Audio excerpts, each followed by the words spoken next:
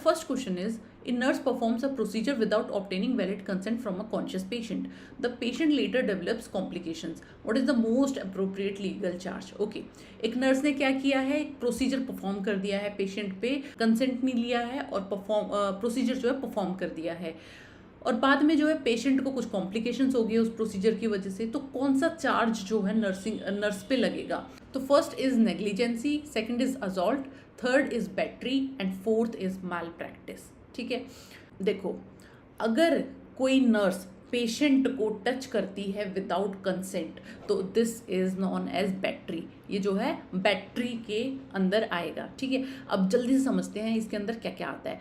पहला टर्म होता है tort, civil wrong. Civil wrong मतलब अगर आपने कोई हॉस्पिटल में गलती की है, ठीक है, जिसकी वजह से पेशेंट का डैमेज हो गया है या पेशेंट को हार्म हुआ है, और ये जो है इंटेंशनली भी हो सकता है, अनइंटेंशनली भी हो सकता है। ठीक है, तो this all comes under tort. ठीक है, टॉर्ट क्या है? एक सिविल रॉन्ग है जिसमें इंटेंशनली या अनइंटेंशनली आप जो है पेशेंट को हार्म कर देते हो। ओके, ये जो है दो टाइप का हो सकता है, first is intentional and second is unintentional. Okay, intentional में क्या आएगा? असॉल्ट आएगा, आपने पेशेंट को थ्रेटन किया है, ठीक है, या फिर बैटरी आएगा, पेशेंट को टच किया है, या फिर फॉल्स इम्प्रिजनमेंट, आपने पेशेंट को जो है बांध दिया है, ठीक है, या आप सिडेटिव्स दे के जो है पेशेंट को रिस्ट्रेन कर सकते हो, या फिर फिजिकल रिस्ट्रेन कर दिया है, ये सब जो है फॉल्स इम्प्रिजनमेंट में आएगा। ठीक है, एंड अनइंटेंशनल में दो आएंगे, माल प्रैक्टिस आएगा एंड नेग्लिजेंसी आएगा। ओके, अब माल प्रैक्टिस एंड नेग्लिजेंसी में डिफरेंस क्या है? ठीक है, नेग्लिजेंसी होगा अगर आपने प्रॉपर जो है स्टैंडर्ड ऑफ केयर जो है फॉलो नहीं किया है। ठीक है, बट माल प्रैक्टिस क्या है? थोड़ा सा मोर स्पेशलाइज्ड हो जाता है प्रोफेशनल्स के लिए। ठीक है, नेग्लिजेंसी किसी से भी हो सकती है, बट अगर कोई प्रोफेशनल्स है, जैसे नर्सेज हैं, डॉक्टर्स हैं, वो कोई गलती कर रहे हैं तो वो जो है मोस्टली माल प्रैक्टिस के अंडर आएगा। ओके, तो माल प्रैक्टिस भी क्या है? टाइप ऑफ नेग्लिजेंसी ही है, बट ये जो है मोस्टली प्रोफेशनल्स के लिए वर्ड यूज होता है। ठीक है, बट नेग्लिजेंसी जो है कोई भी कर सकता है, एनीवन कैन डू नेग्लिजेंसी। ठीक है, सो all malpractice are negligencies but all negligencies are not malpractice. fine, उसके बाद में इंटेंशनल हमने देख लिया, असॉल्ट आपको पता है, बैटरी पता है, फॉल्स इम्प्रिजनमेंट पता है, एंड इसके अलावा होता है डिफेमेशन। अगर आपने पेशेंट को डिफेम करने की कोशिश की है तो वो जो है इंटेंशनल टॉर्ट में आता है। डिफेमेशन हो सकता है स्लैंडर या फिर लाइबल। ठीक है, स्लेंडर मतलब अगर आपने ओरली जो है पेशेंट के बारे में कुछ बुरा बोला है तो, ठीक है, मतलब अगर आपने कोई फॉल्स इन्फॉर्मेशन पेशेंट को डिफेम करने के लिए फैलाई है तो that will come under slender. Okay, but अगर आपने कुछ पेशेंट के बारे में लिख दिया है, फॉल्स इन्फॉर्मेशन लिख दी है, तो that will comes under liable. ठीक है, याद कैसे रखोगे? L फॉर लिखना and L for liable. Okay, अगर लिखा तो वो लाइबल के अंडर आएगा, और अगर बोला तो वो स्लेंडर के अंडर आएगा। फाइन, तो अब यहाँ पे क्वेश्चन कैसे पूछे जाएंगे, और क्वेश्चन क्या आ सकते हैं नेग्लिजेंसी पे या माल प्रैक्टिस पे? इधर पहला क्वेश्चन बन सकता है कि आपने जो है पेशेंट का साइड रेल जो है अप नहीं किया है, ठीक है, उठाया नहीं है, इसकी वजह से पेशेंट जो है फॉल हो गया है, गिर गया है, तो ये आएगा नेग्लिजेंसी के अंडर। ओके, दूसरा क्वेश्चन यहाँ पे बन सकता है कि अगर जो है पेशेंट को आपने 5 यूनिट्स इंसुलिन देना था बट गलती से जो है आपने 10 यूनिट्स दे दिया है, तो this will come under mall practice. ठीक है, ध्यान रखना है, ये माल प्रैक्टिस के अंडर आएगा। 5 यूनिट जो है इंसुलिन देना था, उसकी जगह 10 यूनिट्स अगर आपने दे दिया है तो this will come under mall practice. तीसरा क्वेश्चन बन सकता है कि आपने जो है पेशेंट को इंजेक्शन दे दिया है विदाउट टेकिंग कंसेंट, ये आएगा बैटरी के अंडर। आपने पेशेंट को टच किया है, ठीक है, तो ये है इंटेंशनल टॉर्ट और ये आएगा बैटरी के अंडर। चौथा क्वेश्चन बन सकता है कि अगर आपने पेशेंट को थ्रेटन किया है कोई भी ट्रीटमेंट देने से पहले, या किसी भी चीज को लेके आपने डराने की कोशिश की है पेशेंट को, तो that will come under assault. Next question हो सकता है अगर एक नर्स जो है विदाउट गिविंग ओवर, दूसरी नर्स जो है दूसरा जो रिलीवर है नर्स का वो आया नहीं है, उसको उसने हैंड ओवर नहीं दिया है और वो ड्यूटी से निकल गई है, ठीक है, विदाउट गिविंग हैंड ओवर, ये क्या होगा? ये है नेग्लिजेंसी।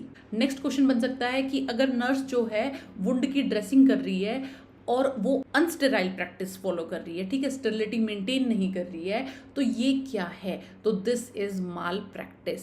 एक क्वेश्चन और बनता है यहाँ से, कॉन्ट्रीब्यूटरी नेग्लिजेंसी। ये क्या होती है? कॉन्ट्रीब्यूटरी नेग्लिजेंसी होती है जिसमें पेशेंट भी इन्वॉल्व है। फॉर एग्जांपल आपने जो है पेशेंट को बोला ये वाली डाइटरी जो है प्रैक्टिसेस फॉलो करनी है। फॉर एग्जांपल आपने बोला है अभी पेशेंट जो है सर्जरी हुई है, लिक्विड डाइट पे है, ठीक है, तो आपने समझाया कि अभी क्लियर लिक्विड डाइट देंगे, फिर धीरे धीरे सॉलिड फूड इंट्रोड्यूस करेंगे। ओके, आपने समझाया उसे क्लियर फूड लेना है, बट स्टिल जो है आपके पीछे से उसने खाना खा लिया। ओके, आपके बताने के बावजूद, तो ये आएगा कॉन्ट्रीब्यूटरी नेग्लिजेंसी में, ठीक है, जिसमें पेशेंट भी साथ में इन्वॉल्व है। इसके बाद में एक टर्म होती है रेस इप्सा लोक्यूटर।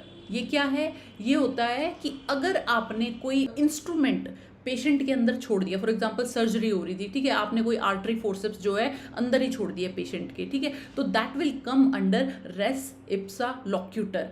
इसमें क्या है, आपका जो माल प्रैक्टिस आपने की है उसका सबूत, उसका प्रूफ जो है पेशेंट के अंदर है और वही उस चीज़ की गवाही दे रहा है, ठीक है। तो अगर आपने कोई आर्टरी फोर्सेप पेशेंट के अंदर छोड़ दी है, ठीक है, सीटी स्कैन करवाएंगे, कुछ अल्ट्रासाउंड कर लिया, उससे हमें पता चल जाएगा कि हाँ भाई ये तो आर्टरी फोर्सेप अंदर छोड़ रखी है, तो इसको हम बोलेंगे रेस इप्सा लोक्यूटर, ठीक है। इसके लिए हमें किसी दूसरे पर्सन की गवाही की जरूरत नहीं है कि कोई अटेंडेंट आके बोलेगा कि इसने ये गलती कर दी है, नर्स ने ऐसा कुछ कर दिया है, किसी चीज़ की जरूरत नहीं है। इंस्ट्रूमेंट दिख रहा है हमें सीटी स्कैन में, इंस्ट्रूमेंट खुद ही जो है एक प्रूफ की तरह यूज होगा and it is known as res ipsa loquitur. So this is all about torts, intentional and unintentional torts. Next question, a nurse administers the wrong drug but follows all protocols and checks. The error occurred due to mislabeled pharmacy supply. Who is primary liable? ठीक है, एक nurse ने जो है गलती से एक nurse ने क्या किया है, रॉन्ग ड्रग दे दिया है पेशेंट को, बट उसने प्रोटोकॉल सारे फॉलो किए थे, ठीक है, right medication, right patient, right type, सब कुछ उसने फॉलो किया है, बट फिर भी जो है रॉन्ग ड्रग दे दी गई है। क्यों दे दी गई है? क्योंकि फार्मासिस्ट ने जो है लेबल गलत कर दी थी। ओके, तो इसमें जो है हु इज प्राइमरी लाइबल, कौन रिस्पॉन्सिबल होगा इस गलती के? Obviously pharmacist will be responsible क्योंकि उसने मिसलेबल कर दिया है। नर्स ने अपने पार्ट पे सारी सही चीज की है, उसने सारे प्रोटोकॉल फॉलो किए हैं, सारे चेक्स फॉलो किए हैं, बट फार्मासिस्ट जो है यहाँ पे मिस्टेक में है। Okay, so answer is C. Next question is, a patient refuses blood transfusion due to religious beliefs. The nurse respects the decision despite risk of death. Which ethical principle is primary upheld? Yes, एक patient है जिसको blood transfusion चाहिए, ठीक, और अगर उसको ये transfusion नहीं हुआ तो there is risk for death की, वो जो है उसकी डेथ भी हो सकती है। बट पेशेंट क्या बोल रहा है कि उसका कुछ रिलीजियस बिलीव्स है, ठीक है, कुछ रिलीजन्स में जो है ब्लड ट्रांसफ्यूजन अलाउ नहीं होता। ओके, तो वो जो है मना कर रहा है कि भाई मुझे ब्लड मत चढ़ाओ, बेशक से मैं मर जाऊं। ओके, तो आप जो है उसकी बात मान रहे हो, ठीक है, तो ये कौन सा प्रिंसिपल आप फॉलो कर रहे हो? दिस इज ऑटोनॉमी, मतलब आप पेशेंट को ऑटोनॉमी दे रहे हो अपने डिसीजंस लेने की, ठीक है, तो दिस इज ऑटोनॉमी। बट अगर पेशेंट जो है आपका मेंटली इल है या अनकॉन्शियस है, तो ये जो ऑटोनॉमी जो है पेशेंट के अटेंडेंट के पास चली जाएगी, ठीक है, फिर आपको पेशेंट से नहीं पूछना, फिर जो है अटेंडेंट की बात सुनी जाएगी। ओके, अब यहाँ पे हमें दो टर्म्स न्यू दिख रही हैं, first is beneficence and second is non maleficence. Beneficence होता है डूइंग गुड, ठीक है, पेशेंट के लिए अच्छा करना। नॉन मेलिफिसेंस होता है अवॉइड हार्म, ठीक है। बेनिफिसेंस में क्या है, डूइंग गुड, मतलब पेशेंट के लिए जो भी बेटर होगा हम वो करेंगे। जैसे कि अगर पेशेंट को पेन हो रहा है तो हमने पेन किलर दे दी, तो दिस कम्स अंडर बेनिफिसेंस कि उसकी भलाई के लिए हमने कुछ किया है। बट नॉन मेलिफिसेंस में क्या होगा कि हम कोई हार्म नहीं करेंगे, कोई गलती नहीं करेंगे। फॉर एग्जांपल आप कोई ड्रग दे रहे हो, ठीक है, उससे पहले आप एलर्जी चेक कर रहे हो, जैसे कि आपने सेफ्ट्रेक्सोन दिया, ठीक है, तो आप चेक कर रहे हो कि पेशेंट को सेफ्ट्रेक्सोन से एलर्जी तो नहीं है, उससे आप पूछ रहे हो कि ऐसा कोई ड्रग एलर्जी तो नहीं है आपको पहले से, तो this comes under non maleficence. Okay, अब यहाँ से दो चीज़ें और निकल के आती हैं। First is act of omission क्या होता है and second is act of commission क्या होता है, ठीक है, ये वर्ड आपने सुने होंगे, बहुत बच्चों को डिफरेंस नहीं पता होता, सुन लो। एक्ट ऑफ ओमिशन इज कि आपको जो है कुछ करना था बट आपने नहीं किया। ओके, फॉर एग्जाम्पल आपको जो है टाइमली मेडिसिन देनी थी, आपने नहीं दी। किसी पेशेंट की कोई डोज चल रही थी मॉर्निंग में, ठीक है, फॉर एग्जाम्पल पेंटोप्रेजोल चल रहा था बिफोर ब्रेकफास्ट, ओके, बट आपने नहीं दिया, ठीक है, तो this comes under act of omission. अगर आपने अपना काम नहीं किया तो this comes under act of omission. But अगर आपने कोई काम गलत कर दिया है, ठीक है, तो that comes under act of commission. जैसे कि पोटेशियम अगर पेशेंट को देना था, हमें पता है स्लोली जो है पोटेशियम देना होता है, बट आपने दे दिया रैपिडली। ओके, आपने काम तो किया है बट वो गलत कर दिया है, तरीका उसका गलत है, तो that comes under act of commission. Okay, इन दोनों का डिफरेंस आपको पता होना चाहिए। दोबारा बता रही हूँ, एक्ट ऑफ ओमिशन मतलब कुछ काम करना था आपने नहीं किया, याद कैसे रखोगे? ओमिशन मतलब ओमिट, ठीक है, ओमिट मतलब छोड़ दिया, आपने काम छोड़ दिया। कमीशन मतलब कमिट, कर दिया। ओके, गलत काम कर दिया, ठीक है। तो एक्ट ऑफ ओमिशन मतलब कि आपने जो है अपना काम छोड़ दिया है, जो करना था वो नहीं किया है, इसकी वजह से पेशेंट को हार्म हुआ। एंड एक्ट ऑफ कमीशन में क्या है, आपने काम कर दिया बट वो गलत कर दिया और इसकी वजह से पेशेंट को हार्म हुआ। हार्म जो है पेशेंट को दोनों में हो रहा है बट रीजन जो है अलग अलग है। फाइन, तो इसमें जो है एक एग्जाम्पल बता देती हूँ, act of forgetting giving medicine, ठीक है, ये आएगा एक्ट ऑफ ओमिशन में, ठीक है, आप जो है मेडिसिन देना भूल गए हो। Second is act of giving wrong medicine, अगर आपने रॉन्ग मेडिसिन दे दिया है तो that comes under act of commission. Okay, next question is which of the following is essential to establish negligency in nursing practice. ठीक है, एक person से, एक नर्स से जो है नेग्लिजेंसी हो गई है या फिर माल प्रैक्टिस हो गई है, ठीक है, तो किस चीज़ से हम डिसाइड करेंगे कि हाँ भाई ये तो नेग्लिजेंसी हो गई है, ठीक है, कुछ तो क्राइटेरिया होना चाहिए है। तो इसके लिए 4 Ds हैं, हमारे पास 4 Ds हैं जो लॉयर को जो है कोर्ट में प्रूव करने होते हैं, उसी के बेसिस पे डिसाइड होगा कि नेग्लिजेंसी हुई है या नहीं हुई है, ठीक है। पहला डी क्या होगा यहाँ पे, फर्स्ट डी इज ड्यूटी, कि मतलब कि जो वो काम था वो नर्स की ड्यूटी थी भी या नहीं थी। Okay, second D is dereliction. Dereliction क्या होता है, ब्रीच ऑफ ड्यूटी, मतलब वो आपकी ड्यूटी थी बट आपने जो है बिलो स्टैंडर्ड जो है केयर दी है, ठीक है। जैसे कि आपको एग्जांपल देती हूँ, को जो है बोला गया है एवरी 15 मिनट्स में आपको बीपी चेक करना है, ठीक है, बट आपने वो नहीं किया, आपने क्या किया, एवरी 1 आवर्ली किया, हर घंटे में एक बार किया, तो दिस कम्स अंडर डेरिलिक्शन, मतलब breach of duty. Third is direct cause, मतलब जो गलती की है उसकी वजह से जो है पेशेंट को हार्म हुआ है। फॉर एग्जांपल, आपने कोई गलत मेडिसिन दे दिया, ठीक है, बट पेशेंट की डेथ हो गई है हार्ट अटैक की वजह से, तो you are not the direct cause. For example, एक एग्जांपल देती हूँ मैं आपको, आपने जो है मॉर्निंग में पेंटोप्रेजोल देनी थी, ठीक है, बट आपने दे दी उसकी जगह पे रेनेटिडिन, ओके, और फिर जो है पेशेंट हार्ट अटैक से मर गया, ठीक है, तो रेनेटिडिन देना जो है हार्ट अटैक का रीजन कभी होगा ही नहीं, ठीक है। तो इस स्टेज में, तो इस केस में जो है आप जो है गिल्टी प्रूव नहीं होगे, ठीक है, तो डायरेक्ट कॉज नहीं है, मतलब जो गलती हुई है उसका डायरेक्ट कनेक्शन होना चाहिए इंजरी से। Okay, and fourth is D, मतलब डैमेज, पेशेंट को जो है कुछ ना कुछ डैमेज होना चाहिए, जैसे कि फिजिकली कुछ डैमेज हो गया है, मेंटली है, या फिर फिनेंशियली लॉस हो गया है, ये जो है कोर्ट में प्रूव करना पड़ता है, तब जाके नेग्लिजेंसी मानी जाती है। ओके, तो अगर आपके एक्ट से आपने कोई गलती की है और डैमेज नहीं हुआ है, कोई फिजिकल डैमेज नहीं हुआ है, मेंटली नहीं हुआ है या फिनेंशियली नहीं हुआ है, ठीक है, तो ये जो है मैल प्रैक्टिस या फिर नेग्लिजेंसी नहीं मानी जाएगी। ओके, तो याद क्या रखना है हमने कि नेग्लिजेंसी या मैल प्रैक्टिस को प्रूव करने के लिए 4 Ds प्रेजेंट होने चाहिए। First is duty, second is dereliction, third is direct cause and fourth is damage. Okay, now come to the next question. A nurse discusses a patient condition with a friend outside the hospital. No harm occurs. This is a violation of. तो इसका तो हमें पता है, this is confidentiality, कि अगर आपने patient के बारे में किसी को कुछ बताया है या चाहे आपने उसकी रिपोर्ट ही बताई है, फॉर एग्जाम्पल पेशेंट का कोई रिलेटिव आया हुआ है, ठीक है, और पेशेंट नहीं चाहता कि उसको पता चले कि पेशेंट को HIV है, ठीक है, और आपने बता दिया, तो this comes under violation of confidentiality, ठीक है। आप पेशेंट के रिलेटिव को भी नहीं बता सकते अपनी मर्जी से। ओके, तो कॉन्फिडेंशियलिटी में क्या है, आप जो है पेशेंट की इंफॉर्मेशन किसी भी बाहर वाले थर्ड पर्सन को आप नहीं दे सकते हो, ओके, विदाउट हिज और हर परमिशन। इधर हमें एक नई वर्ड मिला है फिडिलिटी। फिडिलिटी होता है being loyal to your patient, ठीक है। आपने अगर कोई प्रॉमिस कर दिया है पेशेंट को तो you have to keep that promise, ठीक है। ऐसा नहीं है कि प्रॉमिस करके जो है बाद में मना कर दिया, नहीं मैं तो मजाक कर रही थी या तो मैं तो ऐसे ही बोल रही थी, नहीं।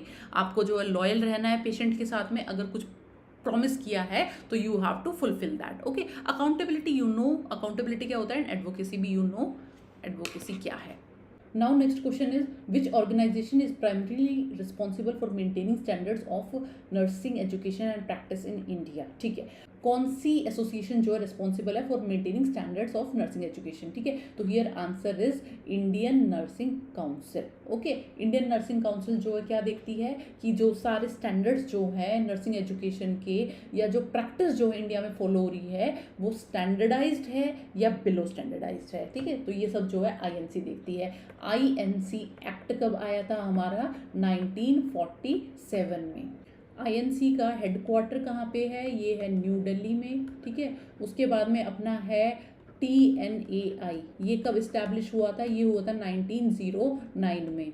उसके बाद में ये जो है थोड़ा एक्सपेंड हुआ और अच्छे से ऑर्गेनाइज हुआ 1922 में, ठीक है। तो कई बार अगर ये दोनों ऑप्शन में हो तो आप ये वाला करेक्ट करोगे कि ये फर्स्ट टाइम इस्टेब्लिश हुआ था 1909 में, ठीक है। बट अच्छे से जो है एक्टिव हुआ था, ये ऑर्गेनाइज होके एक्सपेंड हो गया था 1922 में, okay. And last is SNAI, ठीक है, स्टूडेंट नर्सेज एसोसिएशन। ये क्या है, ये इसका सब यूनिट है TNAI का, ठीक है। ये आया था 1929 में, ओके। आईएनसी क्या करता है, ये जो रूल्स बनाता है नर्सेज के लिए कि कौन से रूल्स जो है फॉलो करने हैं। बट TNAI क्या है, नर्सेज के राइट्स को प्रोटेक्ट करके रखता है, ठीक है। अगर कल को कुछ भी प्रॉब्लम होती है नर्सेज के साथ में तो इसको जो है TNAI देखता है, ओके। आईएनसी जो है एक रेगुलेटरी बॉडी है बट TNAI जो है एक प्रोफेशनल बॉडी है, fine. Now come to next question. A hospital is held responsible for the negligent act of a nurse during duty hours. This is an example of, क्या है, एक nurse से जो है गलती हो गई है, कुछ नेग्लिजेंसी कर दी है ड्यूरिंग ड्यूटी आवर्स, तो हॉस्पिटल जो है रिस्पॉन्सिबल ठहराया गया है कि गलती तुम्हारी है। तो ये जो है किसके अंडर आएगा, this is vicarious liability. What is this, अगर किसी एम्प्लॉय से कोई गलती हो जाती है, ठीक है, तो वो जो है एम्प्लॉयर के हिस्से में आती है, this is known as vicarious liability, ठीक है। फॉर एग्जांपल, आप किसी प्राइवेट हॉस्पिटल में हो, आपने कोई गलत इंजेक्शन दे दिया, उसकी वजह से पेशेंट जो है हैंडीकैप हो गया, नर्व डैमेज हो गई है, ठीक है। तो ये जो है खाली आप पे बात नहीं आएगी, ये जो है हॉस्पिटल पे भी आएगी, okay. So this is known as vicarious liability, कि अगर एम्प्लॉय से कोई गलती हुई है तो वो जो है एम्प्लॉयर के हिस्से में भी आएगी, okay. Now come to the next question, which of the following best represent the concept of non maleficence. ये हमने कर लिया avoiding harm, okay. Next question is, who emphasized environmental factors like cleanliness, ventilation and light in patient care. इनमें से कौन से ने जो है क्लीनलीनेस पे फोकस किया, वेंटिलेशन पे या लाइट पे, ठीक है। तो this is Florence Nightingale, okay. Florence Nightingale क्या बोलती थी कि जो है पेशेंट का एनवायरमेंटल जो है अच्छा होना चाहिए, जैसे कि क्लीन हो, वेंटिलेटेड हो, लाइट का रोल है। इससे अगर ये सब जो है ऑप्टिमम कंडीशंस में रहेंगे तो पेशेंट जो है जल्दी ठीक होगा। ये जो है फ्लोरेंस नाइटिंगेल बोलती थी, ओके। फ्लोरेंस नाइटिंगेल का आपको डेट ऑफ बर्थ पता होना चाहिए and date of death, okay. ये जो है आपको पता होना चाहिए। Date of birth is 12 May 18, okay, and date of death is 13 August 1910। Place क्या था इनका, फ्लोरेंस कहाँ है, इटली में, ओके। फ्लोरेंस इटली, ये जो है इनका प्लेस था। तो इनका जो है डेट ऑफ बर्थ है 12 मई 1820, इसीलिए 12 मई को जो है हम इंटरनेशनल नर्सेज डे सेलिब्रेट करते हैं, ओके। फर्स्ट ऑप्शन है अपना वर्जीनिया हेंडरसन। इन्होंने क्या बोला था, इन्होंने बोला था 14 नीड्स बताई थी हेंडरसन ने, ठीक है। हेंडरसन ने क्या दिया, 14 बेसिक नीड्स बताई। जैसे अपनी मास्लो थ्योरी होती है ना, नीचे फिजियोलॉजिकल नीड है, फिर सेफ्टी एंड सिक्योरिटी है, लव एंड बिलोंगिंग्स है, ऐसे ही हेंडरसन ने अपनी 14 बेसिक नीड्स बताई बता रखी हैं कि पेशेंट को अच्छा खाना मिलना चाहिए, अच्छे जो है क्लोथिंग होनी चाहिए, उसके बाद में he should breathe normally, he should eliminate his waste by himself. ये सब जो है वर्जीनिया हेंडरसन ने बोला था। मतलब इन्होंने जो 14 बेसिक नीड्स दी थी मास्लो की तरह, ठीक है। Now come to Dorothea Orem. Dorothea Orem ने दी थी self care deficit theory. Okay, self care deficit theory. यहाँ से क्वेश्चन पूछा जा सकता है, पूछा कम जाता है बट स्टिल पता नहीं होता यार कब क्या पूछ लें, तो ये आपको पता होना चाहिए। सेल्फ केयर डेफिसिट थ्योरी जो है डोरोथिया ओरेम ने दी थी। Okay, and next is Hildegard Peplau. इसने क्या दिया था? इंटरपर्सनल रिलेशनशिप बिटवीन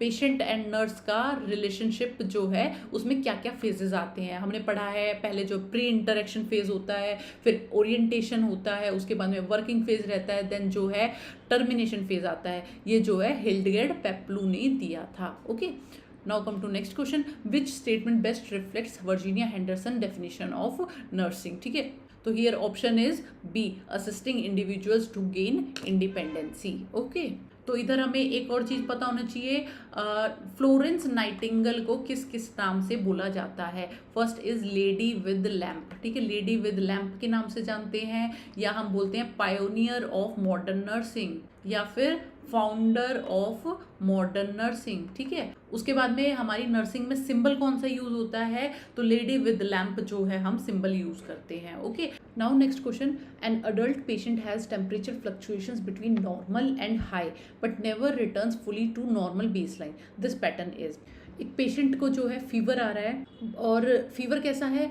एक बार नीचे आ रहा है, नॉर्मल है, और दोबारा जो है फिर हाई पे जा रहा है, बट बेस लाइन पे नहीं आ रहा है। मतलब कि एक बार बहुत ज़्यादा हाई चला जाएगा, फिर जो थोड़ा सा नीचे आ जाएगा, फिर दोबारा हाई, फिर थोड़ा नीचे, फिर थोड़ा हाई, बट बेस लाइन पे नहीं आ रहा है। ठीक है, तो this is remittent fever. Okay, तो रेमिटेंट फीवर क्या है? एक बार जो है हाई पे जाएगा, एक बार थोड़ा सा लो आ जाएगा, but never becomes normal. Normal नहीं आएगा कभी भी। ठीक है, एग्जाम्पल इसके क्या होते हैं? इन्फेक्टिव एंडोकार्डाइटिस, ठीक है, इसमें देखा जाता है, प्लस ये देखा जाएगा लेट टाइफॉइड में। टाइफॉइड की लेटर स्टेजेस में जो है हमें रेमिटेंट फीवर देखने को मिलेगा। और कौन सा फीवर इसमें दिया गया है? Intermittent fever. इंटरमिटेंट फीवर क्या होता है? एक बार जो है बहुत हाई जाएगा, फिर जो है नॉर्मल आ जाएगा। ठीक है, हाई जाएगा, फिर जो है नॉर्मल आ जाएगा, फिर दोबारा हाई जाएगा, और फिर जो है नॉर्मल आ जाएगा। ये मिलता है मलेरिया में एंड जैसे काला आजार में। ठीक है, काला आजार एंड मलेरिया में जो है ये देखने को मिलेगा। Third is continuous fever. Continuous fever क्या होता है? फीवर जो है मतलब हमेशा टेम्परेचर जो है हमेशा हायर एंड पे मिलेगा, ज़्यादा ही मिलेगा, नॉर्मल आएगा ही नहीं। ठीक है, कॉन्टिन्यूस फीवर रहेगा, और ये मिलता है टाइफॉइड की अर्ली स्टेजेस में। ओके, अर्ली स्टेजेस में जो है टाइफॉइड में कॉन्टिन्यूस फीवर मिलता है, बट लेटर स्टेजेस में जो है रेमिटेंट फीवर मिलता है। Okay, and last is relapsing fever. Relapsing fever क्या होता है कि कुछ दिनों तक टेम्परेचर रहा, हाई टेम्परेचर था, फिर जो है एक ब्रीफ पीरियड रहेगा नॉर्मल का, मतलब 1 to 2 डे तक कोई फीवर नहीं होगा, फिर जो है दोबारा से हाई फीवर आ जाएगा। मतलब ये जो है रिलैप्स कर रहा है, दिस इज रिलैप्सिंग फीवर। ये जो है कुछ वायरल इन्फेक्शंस में मिलता है, बोरेलिया इन्फेक्शन में मिलता है। ठीक है, तो रिलैप्स मतलब दोबारा फीवर आना। बीच में जो है फीवर 1-2 दिन के लिए ठीक हो गया था, बट फिर क्या हुआ? दोबारा से फीवर आ गया। This is relapsing fever. ठीक है, इनका हमें पता होना चाहिए व्हाट इज इंटरमिटेंट, रेमिटेंट क्या है, कॉन्टिन्यूअस क्या है। ठीक है, now come to next question, a fever that remains above normal throughout the day with minimal variation. क्या है ये?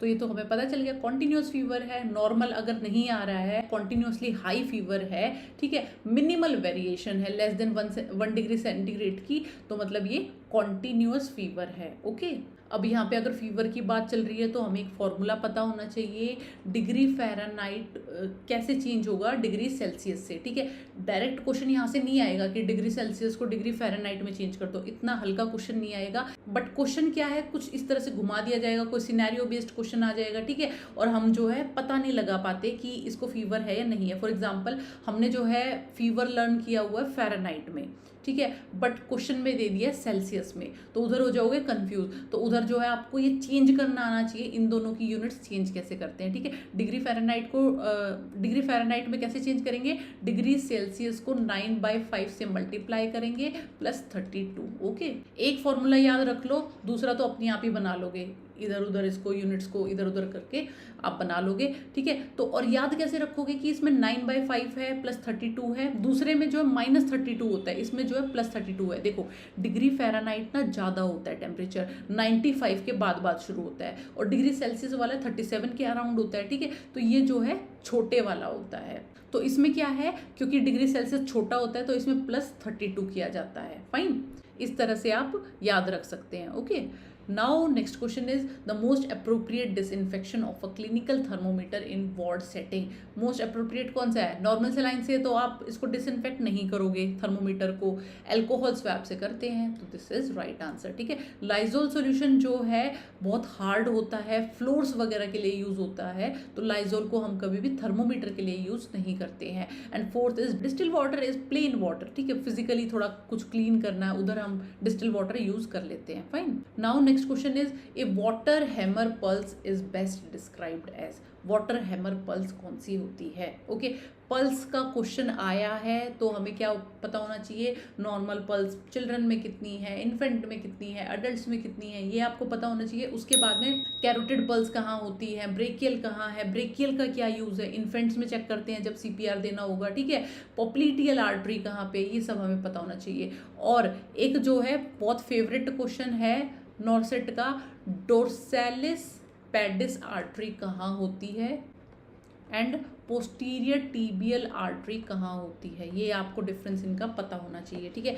देखो डोर्सैलिस पेडिस मतलब कि डोर्सम ऑफ द फुट में मिलेगी, ठीक है, इसको जरूर पढ़ जाना, इसमें जो है कन्फ्यूजन होती है, बिल्कुल समझ नहीं आएगा, दोनों जो है फुट में ही मिलती हैं तो इसलिए कन्फ्यूजन होती है। डोर्सैलिस पेडिस मतलब डोर्सम ऑफ द फुट में मिलेगी, ठीक है, और ये मिलेगी टॉप ऑफ द फुट पे, याद रखना ये मिलेगी टॉप ऑफ द फुट पे, between first and second metatarsal bone, ये मिलेगी डोर्सैलिस पेडिस, ठीक है। कहाँ मिलेगी, टॉप ऑफ द फुट पे मिलेगी, फर्स्ट एंड सेकंड मेटाटार्सल के बीच में मिलेगी। बट क्वेश्चन आ जाए अगर पोस्टीरियर टिबियल आर्टरी का, तो ये मिलेगी बिहाइंड मीडियल मेलियोलस, ये क्या होता है, ये होता है एंकल, ठीक है, इनर एंकल के थोड़ा सा पीछे मिलेगी, ये होती है पोस्टीरियर टिबियल आर्टरी। ओके, तो याद कैसे रखोगे कि पोस्टीरियर जब आएगा मतलब पीछे, एंकल के पीछे है, एंड डोर्सैलिस पेडिस मतलब डोर्सम ऑफ द फुट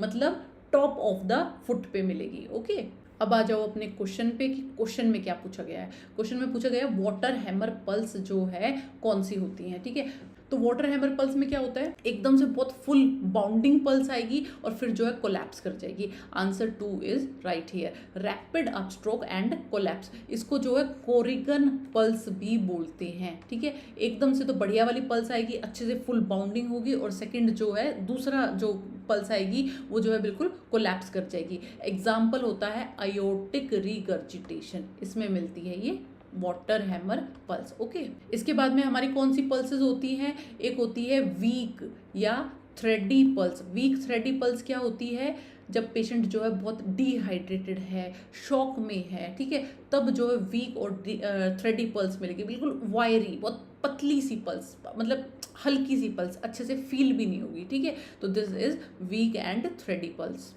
इसके बाद में एक पल्स होती है पल्सस ऑल्टरेंस, ये क्या होती है, ये होती है एक पल्स तो आएगी बढ़िया वाली फुल बाउंडिंग पल्स होगी, और दूसरी जो है बहुत हल्की सी पल्स होगी, बहुत वीक पल्स होगी। एक होगी फुल पल्स, दूसरी जो है बहुत वीक होगी, ठीक है। ये कहाँ मिलती है, लेफ्ट वेंट्रिकुलर फेलियर में। नेक्स्ट पल्स होती है पल्सस पैराडोक्सस, ये क्या होती है, जब पेशेंट इंस्पिरेशन करेगा तो पल्स जो है वीक होगी ड्यूरिंग इंस्पिरेशन, ठीक है, और ये मिलती है कार्डियक टेम्पोनेड में या फिर सीवियर एस्थमा में।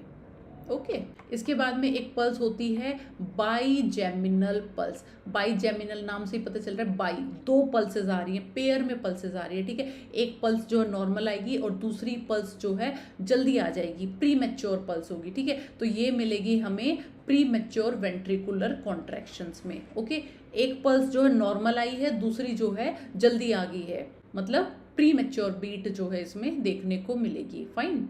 Now next question is a high pitched inspiratory sound due to upper airway obstruction हो गया है, उसकी वजह से हाई पिच इंस्पिरेटरी साउंड मतलब इंस्पिरेशन के टाइम पे सुनाई दे रही है। ठीक है, तो इनमें से कौन सा साउंड उसको बोलेंगे? वीजिंग है, क्रैकल्स है, स्ट्राइडर है या प्लूरल रब है। ओके, इसके लिए हमें दो चीज़ें पता होनी चाहिए, एक होती है हमारी नॉर्मल ब्रेथ साउंड्स और एक होती है एबनॉर्मल ब्रेथ साउंड्स। ठीक है, नॉर्मल में आते हैं bronchial sounds and vesicular sounds. Okay, and abnormal में अपनी होती है एडवेंटिशियस ब्रेथ साउंड्स। ओके, जिसमें हमारा वीजिंग आता है, क्रैकल्स आता है, स्ट्राइडर आता है, ये सब जो है एबनॉर्मल साउंड है, मतलब एडवेंटिशियस के अंडर आएंगे। ठीक है, अब देखो नॉर्मल में है ब्रोंकियल एंड वेसिकुलर। ब्रोंकियल जो है हार्श साउंड है, हार्श मतलब कि ये जो है लार्ज एयरवेज पे मिलेगी, मतलब ट्रैकिया पे ये जो है सुनाई देगी। ओके, बट वेसिकुलर जो है ये हमारी सॉफ्ट साउंड है और ये लंग फील्ड्स में सुनाई देगी। सिंपल है, बस ये दो चीजें याद रख लो। ब्रोंकियल जो है हार्श साउंड है, ट्रैकिया पे मिलेगी। वेसिकुलर जो है सॉफ्ट साउंड है और लंग फील्ड्स पे मिलेगी। Okay, now come to adventitious breath sounds. ये जो है इंपॉर्टेंट है, यहाँ से क्वेश्चन बनता है कि वीजिंग क्या होती है, क्रैकल्स क्या होते हैं। ठीक है, तो ये अब हम देखेंगे। फर्स्ट इज वीजिंग क्या है? तो वीजिंग हमारी होती है म्यूजिकल साउंड है, हाई पिच साउंड है। ये कहाँ मिलेगी? जब एयरवेज जो है हमारे नैरो हो जाएंगे। ठीक है, जैसे कि एस्थमा है या फिर COPD है, इसमें क्या होता है हमारे एयरवेज जो है नैरो हो जाते हैं, इसकी वजह से हमें वीजिंग सुनाई देगी। ओके, सेकेंड इज क्रैकल्स क्या होते हैं? क्रैकल्स आर पॉपिंग साउंड बोल सकते हो या बबलिंग साउंड। बबलिंग मतलब जिसके पानी में बबल होते हैं, वैसे बबलिंग साउंड आएगी। ठीक है, अब ये जो है दो तरह के होते हैं, या तो फाइन क्रैकल्स होंगे या कोर्स क्रैकल्स होंगे। कोर्स, ठीक है, फाइन मतलब कि जैसे हेयर्स रब करते हैं। ठीक है, उस तरह के अगर उस तरह की साउंड है तो जो है फाइन क्रैकल्स है। बट अगर आपको लगे बबलिंग साउंड है, पानी में जैसे बुलबुले उठ रहे हैं वैसी साउंड है, तो that is course crackles. Okay, मिलेगी किसमें? जिसमें पानी होता है, पानी मतलब कि पल्मोनरी इडीमा में मिलेगी। ओके, या फिर मिलेगी निमोनिया में। ओके, थर्ड इज स्ट्राइडर जो है कब सुनाई देती है? जैसे कि अपर एयरवे में ऑब्स्ट्रक्शन हो सकता है, कोई फॉरेन बॉडी चली गई है या बच्चे को क्रूप हो गया है, तब जो है स्ट्राइडर सुनाई देगा। ठीक है, तो स्ट्राइडर जो है हाई साउंड है, हाई पिच साउंड है एंड लाउड होती है। ओके, ये कब मिलेगी? जब फॉरेन बॉडी अंदर चली गई हो, जब जो है ये सुनाई देती है। ओके, एंड ये मोस्टली जो है इंस्पिरेशनल होती है, मोस्टली इंस्पिरेशन के टाइम पे सुनाई देगी। ओके, एंड लास्ट इज रोंकाई क्या होती है? रोंकाई जो है लो पिच साउंड है। ठीक है, लो पिच साउंड। ठीक है, ये कब मिलती है? जब एयरवेज में सिक्रीशन हो। ठीक है, सिक्रीशंस मिलेंगे, सिक्रीशंस इन एयरवे, तब जो है हमें रोंकाई सुनाई देती है। एग्जाम्पल क्या होगा? ब्रोंकाइटिस। ठीक है, ब्रोंकाइटिस जो है इसका एग्जाम्पल रहेगा। तो इधर अपना आंसर तो हो गया स्ट्राइडर। ठीक है, हाई पिच इंस्पिरेटरी साउंड है अपर एयरवे ऑब्स्ट्रक्शन की वजह से, तो आंसर इज स्ट्राइडर। विजिंग हमने देख लिया क्या होता है, क्रैकल्स देख लिए। प्लूरल रब क्या होता है ये देख लेते हैं। प्लूरल रब, जब प्लूरा जो है इन्फ्लेमेशन हो जाती है प्लूरा में, ठीक है, तो आपस में जो है फ्रिक्शन होता है, रब करती हैं एक दूसरे को, तब जाके प्लूरल रब हमें सुनाई देती है। ओके, ये कब मिलेगी? प्लूरेसी में। Okay, inflammation of pleura. And last is diminished breath sound. Diminished कब मिलती है? ठीक है, ये क्वेश्चन यहाँ से बन जाता है, आपको पता होना चाहिए डिमिनिश्ड ब्रेथ साउंड कब सुनाई देती है। एंड आंसर इज न्यूमोथोरेक्स या फिर प्लूरल इफ्यूजन। इन केसेस में जो है डिमिनिश्ड साउंड सुनाई देगी।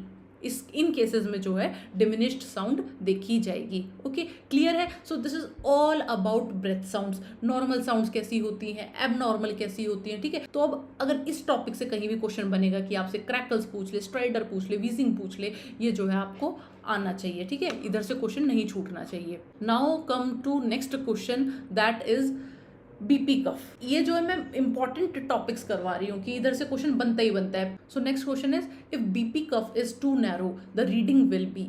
देखो क्वेश्चन किस तरह से पूछा जाता है, कई बार पूछेंगे बीपी कफ जो है नैरो है, कई बार बीपी कफ जो है वाइड है, कभी आपने लूजली जो है टाई कर दिया है, कभी आपने बहुत ज़्यादा टाइट कर दिया है।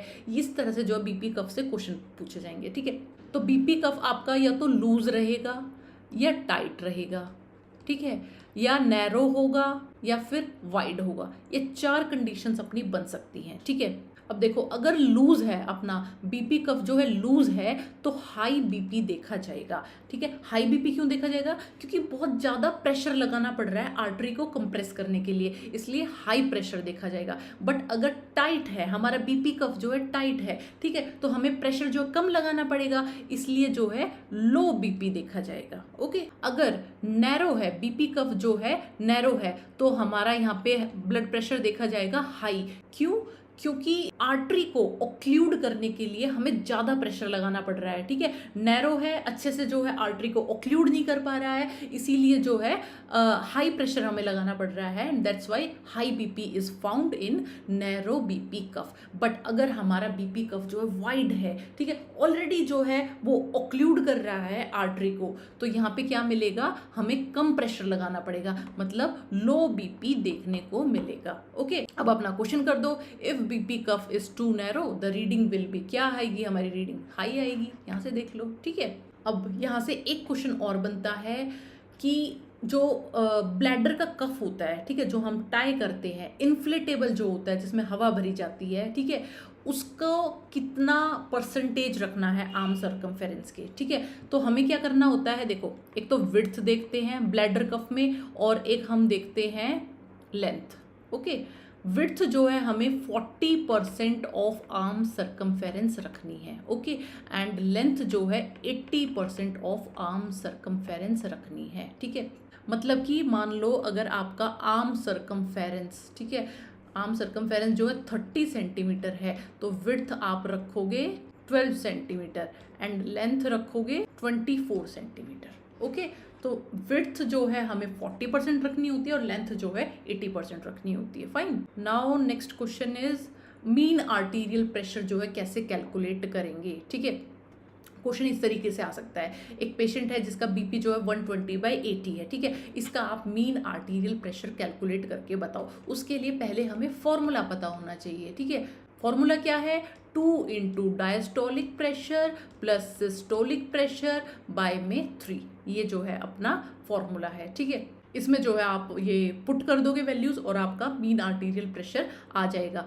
अब याद कैसे करेंगे इस फॉर्मूले को? देखो, छोटे वाला तो हमने ऊपर रख लिया है, 2 जो है छोटा है इसलिए हमने ऊपर रखा, 3 जो है बड़ा है इसलिए हमने नीचे रखा, इतना हुआ याद। उसके बाद में डायस्टोलिक प्रेशर जो है हमारा हमेशा कम होता है तो इसको जो है डबल करने की जरूरत पड़ेगी, ठीक है, इसलिए हमने इसको थोड़ा सा हेल्प करने के लिए, अब जो कमज़ोर लोग होते हैं हम उनको हमेशा हेल्प करते हैं, तो डायस्टोलिक क्या होता है? कम होता है, इसलिए हम इसको जो है 2 से मल्टीप्लाई कर देंगे। बट सिस्टोलिक क्या होता है? ऑलरेडी बहुत ज़्यादा होता है तो इसको तो 2 से मल्टीप्लाई करने की ज़रूरत नहीं है, ठीक है। तो इसको इसलिए हमने इसको पीछे रख दिया है, 2 से मल्टीप्लाई नहीं किया है। डायस्टोलिक हमेशा कम होता है इसीलिए इसको 2 से मल्टीप्लाई कर दिया है। ये बस आपको याद करने के लिए बता रही हूँ, अगर किसी को याद है ये पहले से तो बहुत अच्छी बात है, ठीक है। तो आप यहाँ पे फॉर्मूला पुट कर लेंगे और ये प्रेशर आ जाएगा। Now come to ABG question. यार क्वेश्चन बनना ही बनना है यहाँ से, बहुत इंपॉर्टेंट है ये, इसको मत छोड़ना। 2-3 क्वेश्चन अपने आप से गूगल से सर्च कर लेना या बुक से देख लेना, प्रैक्टिस भी करके जाना, ठीक है, ये नहीं छोड़ सकते हो। ABG ने ये दिखाया है, ये वैल्यूज दिखाई है, pH है, PaCO2 है, बाइकार्बोनेट है। अब आप बताओ क्या हुआ है पेशेंट को, ठीक है। pH इसके लिए हमें ना इसकी नॉर्मल वैल्यूज पता होनी चाहिए। pH कितना होता है? 7.35 से 7.45, ठीक है। PaCO2 कितना होता है? 35 से 45, ओके। एंड बाइकार्बोनेट अपना कितना होता है? 24 से 28, ओके। अब देखो pH जो है 7.30 है, मतलब इससे नीचे चला गया है, इट मीन्स ये जो है एसिडोसिस है, ओके। अगर हमारी वैल्यू 7.35 से नीचे जाएगी तो एसिडोसिस आएगा इस साइड, ठीक है, और अगर 7.45 से ऊपर जाएगी तो एल्कलोसिस आएगा, ओके। तो क्योंकि हमारी वैल्यू 7.35 से कम है, 7.30 है, तो मतलब पेशेंट को एसिडोसिस है, इतना तो हमें आ गया समझ, ओके।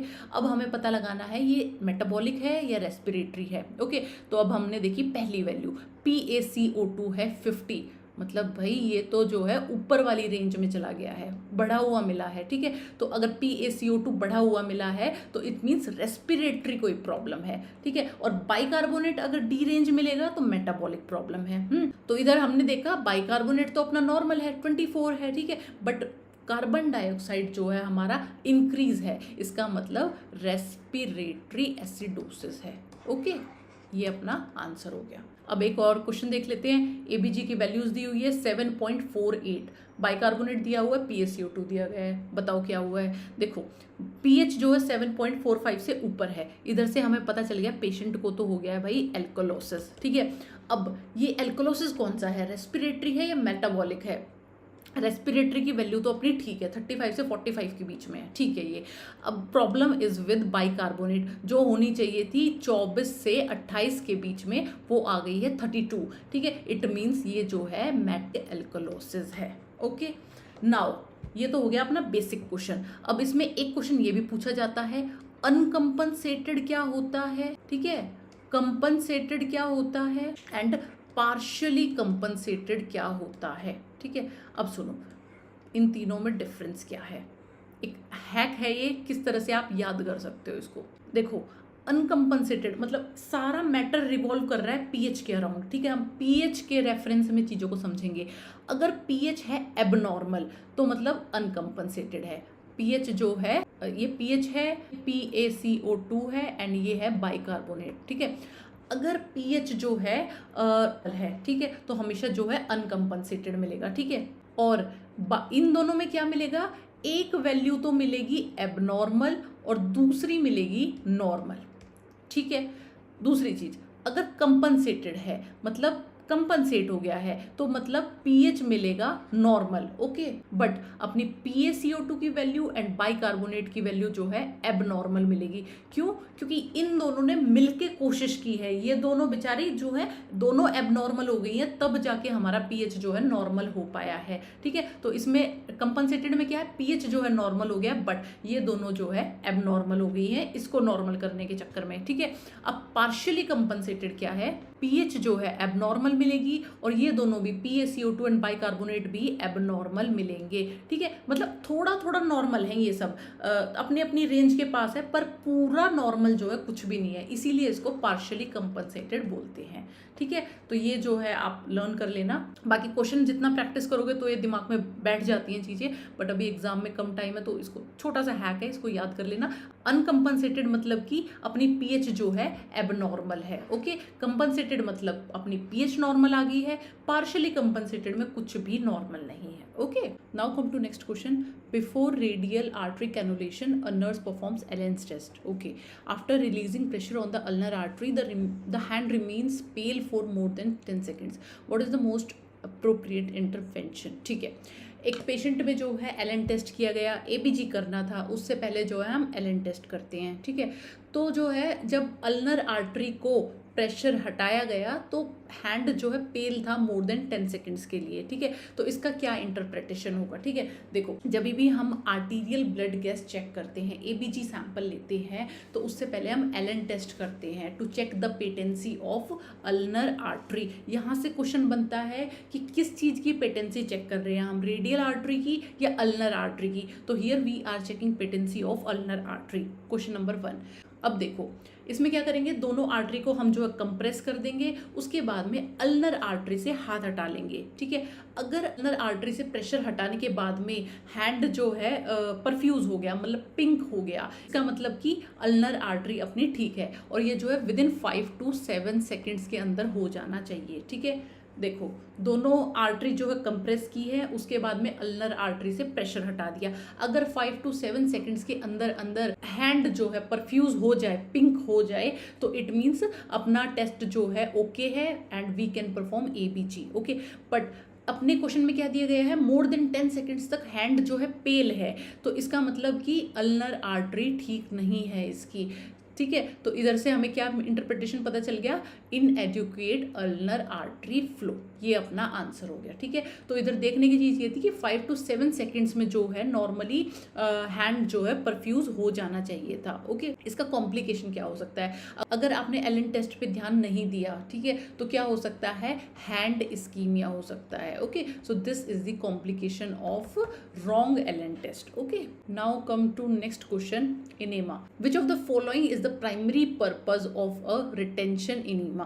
ओके, देखो इनीमा को अच्छे से पढ़ लेते हैं, दो तरह का होता है, एक तो होता है इवैक्यूएंट एक होता है रिटेन्ड। ओके, रिटेन्ड होता है जो हमने हाफ एन आवर तक या 45 मिनट्स तक जो है अंदर रिटेन रख के अंदर जो है रिटेन रखेंगे। ओके, और इवैक्यूएंट क्या है, जो साथ के साथ जो है इवैक्यूएट कर देंगे। ओके, तो रिटेन्ड एनीमा में कौन सा आएगा, oil enema, oil retention enema, ये जो है हमारा रिटेन्ड एनीमा में आता है। जब फीसेस जो है बहुत ज़्यादा हार्ड हो जाते हैं, ठीक है, तो उस केसेस में हमें जो है ऑयल रिटेंशन एनीमा देना होता है ताकि जो है फीसेस जो है सॉफ्ट हो जाए। ठीक है, तो उसके लिए कुछ देर तो हमें अंदर एनीमा रखना पड़ेगा, तभी तो वो अपना असर दिखाएगा, इसीलिए this is retained enema. Okay, second is medication वाले एनीमा। ओके, मेडिकेशन वाले जो है रिटेन रखे जाते हैं। Okay, and after some time ये मेडिसिन जो है अंदर एब्जॉर्ब हो जाएगी। Okay, so here answer is retention enema क्यों दिया जाता है, प्राइमरी पर्पस क्या है रिटेंशन एनीमा का।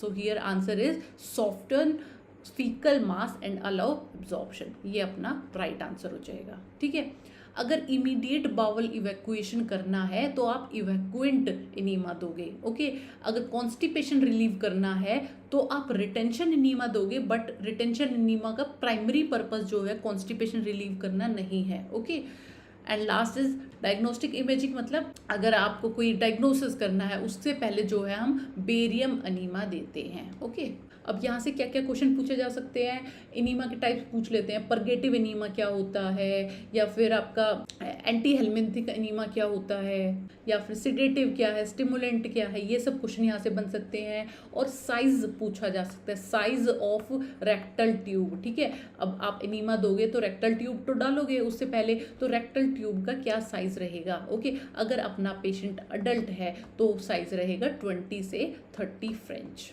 सॉरी 22 से 30 फ्रेंच। ओके, एंड अगर चिल्ड्रन है तो रहेगा 14 से 18 फ्रेंच, और अगर इन्फेंट है तो ये हम रखेंगे 12 फ्रेंच। उसके बाद में क्वेश्चन पूछा जाता है कितना रेक्टल ट्यूब जो है हम इंसर्ट करेंगे। ठीक है, इंसर्ट कितना करेंगे, अगर पेशेंट है अडल्ट तो हम डालेंगे 3 to 4 इंच, अगर पेशेंट है चिल्ड्रन तो हम डालेंगे 2 to 3 inch, and if patient is infant तो डालेंगे 1 to 1.5 इंच। ओके, उसके बाद में क्वेश्चन आ जाता है इवैक्यूएंट एनीमा में हम कितना वॉल्यूम दे सकते हैं, रिटेन्ड में कितना दे सकते हैं। ठीक है, रिटेन्ड में हम जो रिटेन रहेगा बॉडी के अंदर तो ऑब्वियसली कम देंगे, 150 से 200 ml तक दे सकते हैं। ओके, बट इवैक्यूएंट एनीमा है मतलब निकल जाएगा साथ के साथ, तो हम थोड़ा ज़्यादा दे सकते हैं। अगर पेशेंट अडल्ट है तो 500 से 1000 ml तक दे सकते हैं, अगर बच्चा है चिल्ड्रन है तो 250 से 500 ml दे सकते हैं, और अगर है इन्फेंट तो हम देंगे लेस देन 250। ओके, उसके बाद में क्वेश्चन पूछा जाता है पोजीशन के ऊपर कि इनीमा के टाइम पे आप पोजीशन क्या दोगे, हम पोजीशन देंगे सिम्स पोजीशन। ओके, या बोल सकते हैं लेफ्ट लेटरल पोजीशन। ओके, उसके बाद में अगर आपने इवैक्यूएंट इनीमा दिया है तो इनीमा के बाद में आप जो है फ्लैट रखोगे पोजीशन, बॉडी जो है फ्लैट रखोगे, बट अगर आपने रिटेन्ड इनीमा दिया है तो आप फुट को थोड़ा सा एलिवेट कर सकते हो। ओके, उसके बाद में क्वेश्चन पूछा जा सकता है कि जो इनीमा है, जो कैन है, वो आप कितनी हाइट पे रखोगे। ओके, अगर इवैक्यूएशन वाला इनीमा है तो हम 18 इंच से ऊपर नहीं रखेंगे, 18 इंच मतलब 45 सेंटीमीटर से ऊपर नहीं रखेंगे, बट अगर इनीमा है रिटेन्ड एनीमा है तो हम जो है 8 इंच से ऊपर नहीं रखेंगे, मतलब 20 सेंटीमीटर से ऊपर नहीं रखेंगे। ओके, उसके बाद में टेम्परेचर पूछा जा सकता है, इनीमा का टेम्परेचर कितना रहेगा। रिटेन्ड अगर है तो ऑब्वियसली बॉडी टेम्परेचर पे आप दोगे, रिटेन्ड मतलब जो बॉडी में रहने वाला है। ठीक है, तो आप ना एक्सट्रीम पे, ना आप बहुत ज़्यादा दे सकते हो टेम्परेचर, ना बहुत कम दे सकते हो, तो रिटेन्ड वाले को हमेशा बॉडी टेम्परेचर पे दोगे। ओके, बट अगर इवैक्यूएशन वाला है तो इसको जो है हम इट डिपेंड्स ऑन पर्पस कि किस पर्पस के लिए दिया है। अगर जो है हमने दिया है बॉडी टेम्परेचर को नीचे लाने के लिए, बॉडी को कूल करने के लिए, तो हम टेम्परेचर थोड़ा कम रख लेंगे। ठीक है, तो इट डिपेंड्स उसका रीज़न क्या है, बट अगर रिटेन्ड एनीमा है तो वो हम बॉडी टेम्परेचर पे देंगे। ठीक है, इधर से एक क्वेश्चन और बन सकता है कि अगर सपोजिटरी डाली गई है बच्चे को या किसी पेशेंट को तो उसको कितना सेंटीमीटर अंदर डालेंगे। हियर आंसर इज 4 सेंटीमीटर, हम जो है सपोजिटरी को 4 सेंटीमीटर अंदर डालते हैं। ठीक है, and it should be above internal sphincter. Okay, internal sphincter से ये ऊपर होनी चाहिए, नहीं तो ये एक्सपेल आउट हो जाएगी खुद ही। ठीक है, जैसे पेशेंट खड़ा हो जाएगा वो एक्सपेल आउट हो जाएगी। तो हमेशा हमको क्या ध्यान रखना है कि इंटरनल स्फिंक्टर से ऊपर होनी चाहिए। अब क्वेश्चन यहाँ से ये बन सकता है कि अगर आपकी सपोजिटरी जो है 4 सेंटीमीटर से ज़्यादा अंदर चली गई है तो क्या हो सकता है। तो इसमें कोई घबराने वाली बात नहीं है, कुछ प्रॉब्लम नहीं होने वाली। मैक्सिमम क्या होगा कि उसका एब्जॉर्प्शन नहीं होगा। ठीक है, इससे ज़्यादा कुछ नहीं होने वाला। एक क्वेश्चन यहाँ से पूछ लिया जाता है कि अगर पेशेंट को क्रैम्पिंग हो रही है, ठीक है, आप एनीमा दे रहे थे और पेशेंट को क्रैम्पिंग हो गया, तो ये आप क्या करोगे इसके लिए, स्टॉप द प्रोसीजर टेम्परेरीली। ठीक है, कुछ देर के लिए एनीमा को स्टॉप कर देंगे और दोबारा से स्टार्ट कर देंगे। ठीक है, उसके बाद में एक क्वेश्चन पूछा जा सकता है, कॉन्ट्रा इंडिकेशन ऑफ इनीमा, किस केसेस में आप नहीं दोगे। तो आंसर इज इंटेस्टाइनल ऑब्स्ट्रक्शन का पेशेंट है तो हम इनीमा नहीं देंगे, अदरवाइज जो है परफोरेशन हो सकता है। ओके, उसके बाद में पूछा जा सकता है, अगर आपने इनीमा बहुत कोल्ड दे दिया, बहुत ठंडा इनीमा दे दिया, तो इसकी वजह से क्रैम्पिंग हो सकती है। अगर आपने इनीमा बहुत हॉट दे दिया है तो उसकी वजह से म्यूकोसल इंजरी हो सकती है। फाइन। और अगर हम इनीमा कैन को बहुत ऊपर रखते हैं, हाइट पे बहुत ऊपर रखते हैं, तो इसकी वजह से भी क्रैम्पिंग देखी जा सकती है। इसलिए जो है हाइट हम जो है ऑप्टिमम रखेंगे, जितना बताया गया उतना ही रखेंगे। उसके बाद में एक इंपॉर्टेंट क्वेश्चन यहाँ से बनता है कि अगर हमने पोटेशियम कम करना है पेशेंट का, ठीक है, तो हम कौन सा इनीमा देंगे।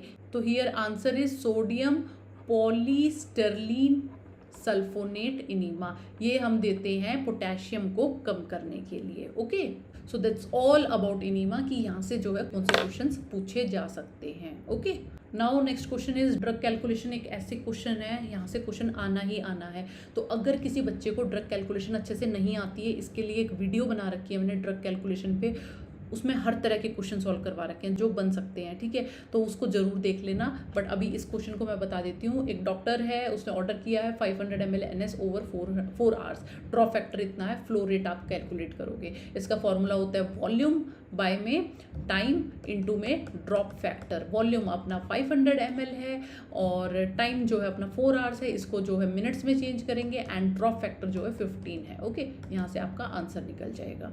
Next question is which IM injection site is safest in infant.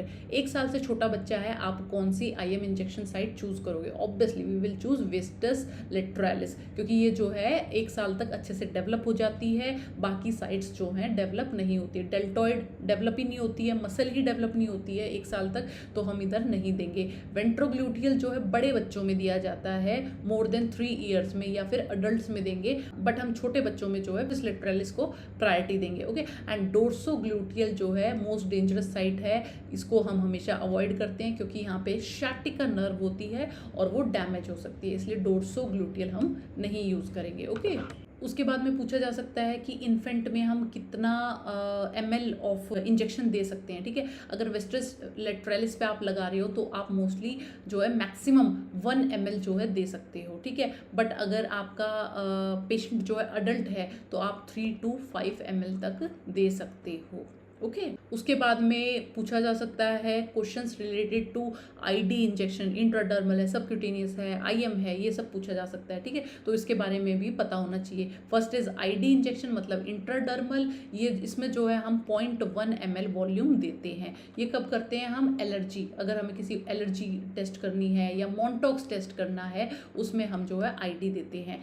ID लगाने के बाद में एक जो है व्हील ब्लेब जो है फॉर्म होता है। ठीक है, एक जो है उभार सा बन जाता है, व्हील बन जाता है अराउंड द इंजेक्शन। ठीक है, ये बनना अच्छी बात है। अगर ये बन रहा है तो आपने इंजेक्शन सही लगाया है, एंड अगर ये नहीं बन रहा है इट मीन्स आपने इंजेक्शन गलत लगाया है। ओके, कितने डिग्री पे लगाएंगे इसे, 5 to 15 डिग्री एंगल पे लगाएंगे। उसके बाद में 26 से 27 गेज की नीडल यूज करेंगे एंड इनर फोर आर्म पे इसे लगाया जाता है, इनर फोर आर्म पे लगाया जाएगा। ओके, नेक्स्ट इज सबक्यूटेनियस कैसे लगता है, ये लगेगा 45 डिग्री पे। ठीक है, 45 डिग्री पे लगता है, 30 से 45 बोल सकते हैं इसे। ठीक है, और अगर अपना पेशेंट जो है ओबीज है तो हम जो है इसको 90 डिग्री पे लगा देंगे। ठीक है, जैसे अपना हिपैरिन है या इंसुलिन है, ये सब जो है सबक्यूटेनियस लगते हैं। ओके, इसके लिए हमें नीडल चाहिए होती है 25 से 26 गेज। इसमें आप दोगे 0.5 से 1 ml तक इंजेक्शन आप दे सकते हो। इसको कहाँ लगाते हैं हम? एब्डोमेन पे लगा सकते हैं, अपर आर्म पे लगा सकते हैं, थाई पे लगा सकते हैं, ठीक है।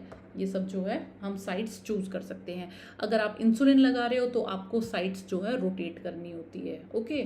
उसके बाद में क्वेश्चन पूछ लिया जाता है कि अगर आपको इंसुलिन साइड्स रोटेट करनी है, ठीक है, तो आप कितना डिस्टेंस रखोगे दो साइड्स के बीच में? तो there should be a difference between 1 inch का जो है डिफरेंस होना चाहिए, ताकि लिपोडिस्ट्रॉफी ना हो, मतलब कि फैट की थिकनिंग ना हो। और इससे जो है अगर हम साइड्स रोटेट करते हैं तो इंसुलिन का एब्जॉर्प्शन भी अच्छा होता है, फाइन। एंड भी हम जो है सबक्यूटेनियस लगाते हैं, हेपेरिन के बाद में हमें कभी भी रब नहीं करना होता है, okay. Next is IM injection कैसे लगता है? आईएम हमें पता है वेंट्रोग्लूटियल पे लगाते हैं, डेल्टॉइड पे लगाते हैं। डोर्सोग्लूटियल एक्चुअली हम जो है थोड़ा अवॉइड करते हैं क्योंकि शाइटिका नर्व की वजह से। अदरवाइज हम डेल्टॉइड लगा सकते हैं, वेंट्रोग्लूटियल लगा सकते हैं, वेस्ट्रोलेटरलिस लगा सकते हैं आईएम, ठीक है। एंगल क्या रहेगा इसका? 90 डिग्री रहेगा। अगर बच्चा है तो 1 ml दे सकते हैं, और अगर बड़ा है अडल्ट पेशेंट है तो 3 to 5 ml दे सकते हैं, ओके। नीडल का साइज रहेगा 21 से 23 गेज। जैसे जैसे नीडल का साइज छोटा होता जा रहा है, मतलब नीचे की तरफ आ रहा है, वैसे उसका जो डायमीटर है वो बढ़ रहा है, ठीक है। अगर छोटा नंबर है इट मीन्स नीडल बड़ी है, सिंपल सी बात है। उसके बाद में यहाँ पे जेड ट्रैक टेक्निक पूछी जा सकती है। जेड ट्रैक टेक्निक क्या होती है? जेड ट्रैक टेक्निक बनाई थी इरिटेंट ड्रग्स के लिए, ताकि जो है वो लीक आउट ना करे सबक्यूटेनियसली, ओके। तो इसलिए जेड ट्रैक टेक्निक यूज होती है इरिटेंट ड्रग्स के लिए, okay. And last is IV, हमें पता है 15 से 30 डिग्री पे देते हैं। कैनुला जो हम डालते हैं, ठीक है, कैनुला हमारा 14 से लेकर 26 तक अवेलेबल होता है। तो अगर हमें लार्ज वॉल्यूम देना है किसी ड्रग का तो we will prefer IV site, okay.